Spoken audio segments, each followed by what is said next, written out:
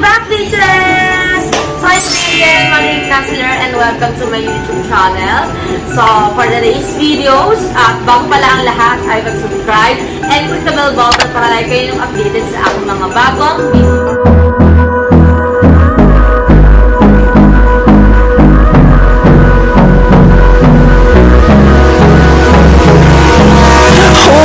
Close till I get up. Time is barely on our side.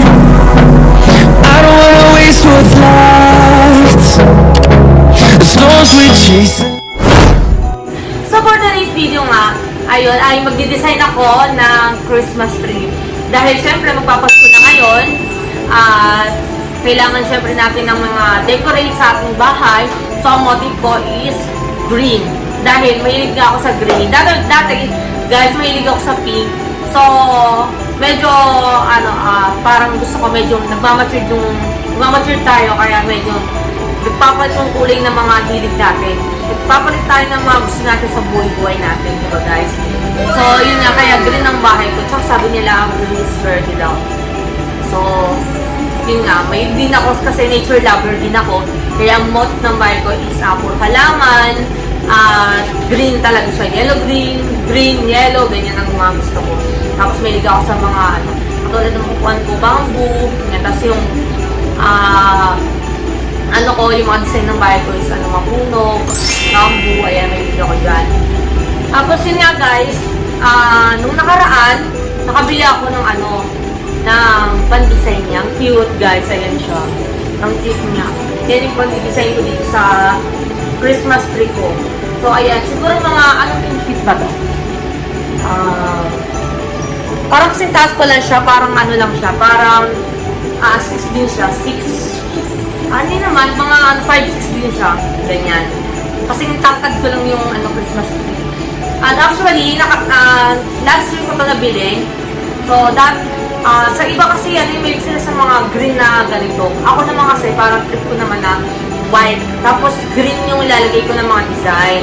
Pero, nung nakaraan kasi nakabili ako ng design na kulay red.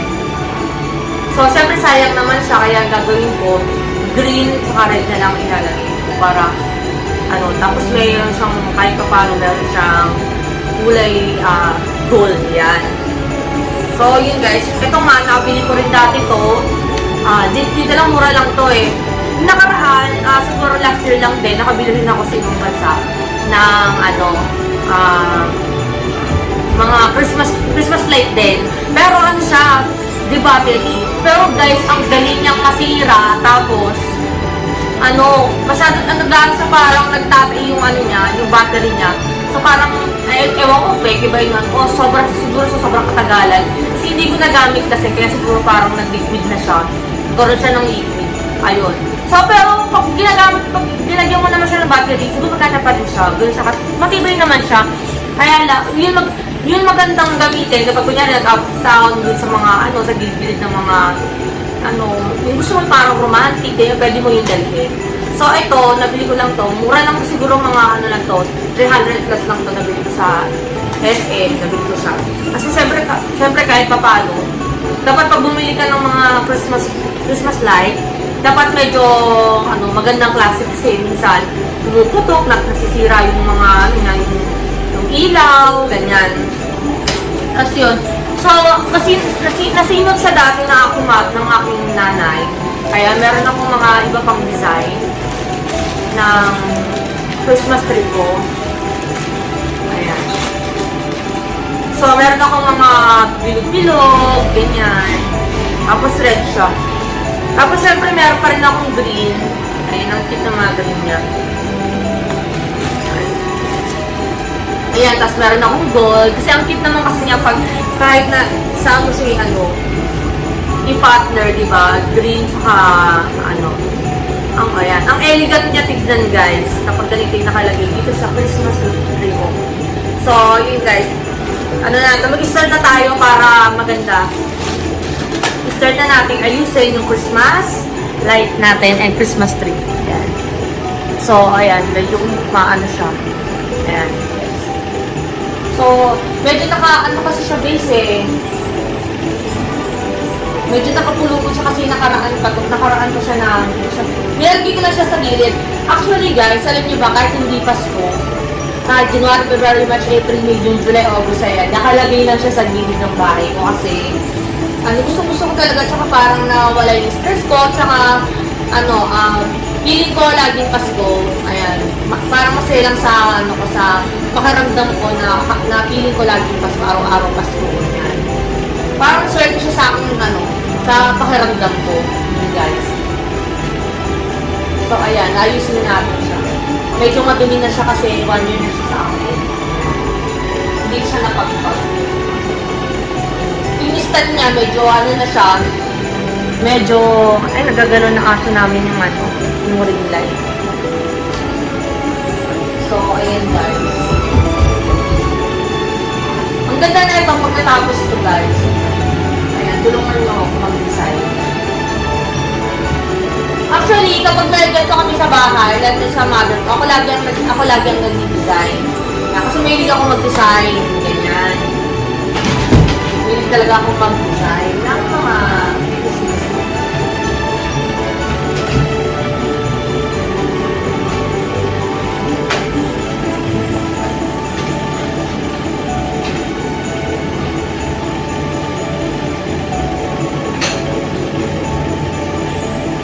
Yan.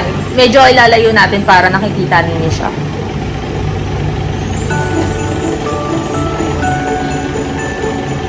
Malaki siya guys. Malaki siya. Yan. So yung stand niya parang medyo na siya. Na out of balance na yun. Sino wala yung parang ang tag nito. Basta yun, parang kailangan ko siyang i-screwdriver para yun guys,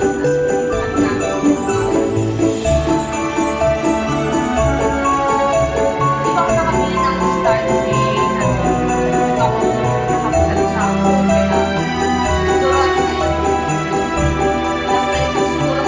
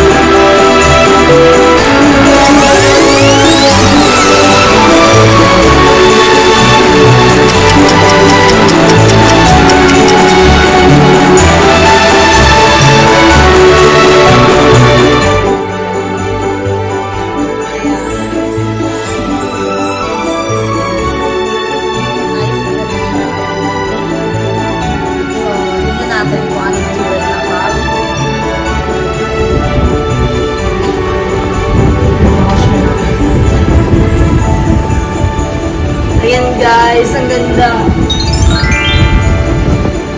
Ayan guys. Natin pag walang ilaw. Siyempre sarado natin. Wow! Wow! Ayan, advance Merry Christmas. So wala pang star sa taas. Kasi naglalagay talaga ako ng star sa taas kapag alam ko na malapit na yung 24. Saka ako naglalagay. Ayan guys, ang ganda. Ayan siya. Diba? Ang ganda-ganda niya.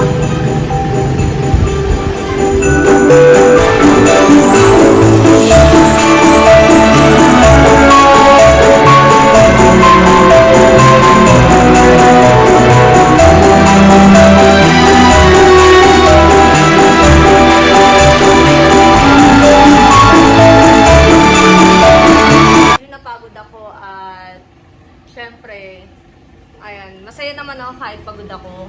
Ay, natapos ko na yung Christmas tree ko. Na-design ko na siya. Ayan, green yung motif ko na may pagka-red para, ano, kumbaga parang lucky color. Ayan, guys. So, yun guys, thank you. Ayan, kasi nandiyan kayo, nanonood kayo, mas lalo akong ginaganahan.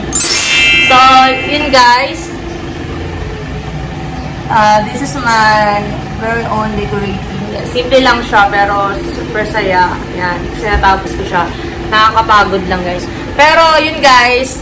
Thank you nga pala for watching. And, please keep watch and subscribe me. Yan, Mandiling Counselor. At pwede rin kayong mag-comment sa aking comment box para sa pag-shoutout ko. So, yun, guys. Shoutout sa, sa family ko, Family Laman, Family Counselor, yan. Sa Isabela, and sa Bacolod. Ayun ang video ko. Siyempre, kwantuhan na yan kasi nagtapas ko na. Hi! So, ayun guys, papaalam na ako, and see you next vlog. Keep watch. Bye-bye!